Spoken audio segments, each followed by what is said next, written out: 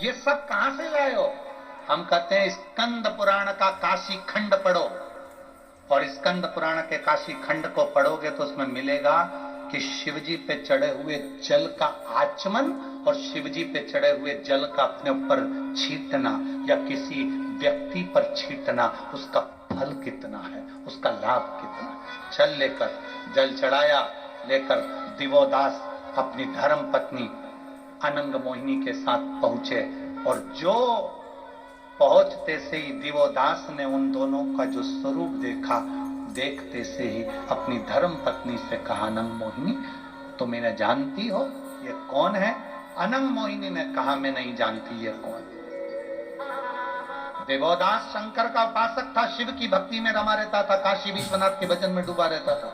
उसने ध्यान लगाकर बता दिया, ये वो दोनों पति पत्नी हैं, दिन रात शिव निंदा में लीन रहते, शिव निंदा में डूबे रहते, अपशब्द कहते, ताने देते, गालियां देते, आड़ा टेढ़ा कहते। इनका ये तीसरा जन्म है जिसमें ये शरीर के कष्ट को भोग रहे हैं। पर पूर्व में कोई एक लोटा जल, कोई जल शिव जी को चढ़ने के लिए जा रहा था, उसका दर्शन कर लिया था, इसलिए ये दोनों काशी में जन्म ले लिए। और आज कहीं पूर्व का पुण्य प्रबल हो गया तो ये भगवान शंकर पे चढ़े हुए जल का छींटा ले रहे हैं, और इनकी मुक्ति सहज है, इनका मोक्ष।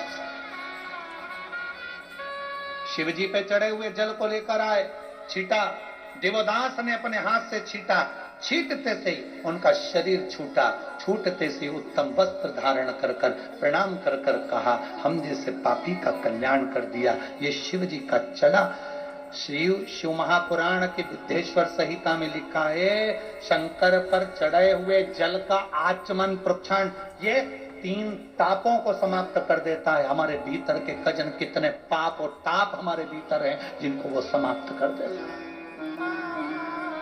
कितने ताप समाप्त कर। दोनों ने गति पाई। आगे ब्रह्मा विष्णु महेश तीनों सृष्टि का निराकरण करते हैं।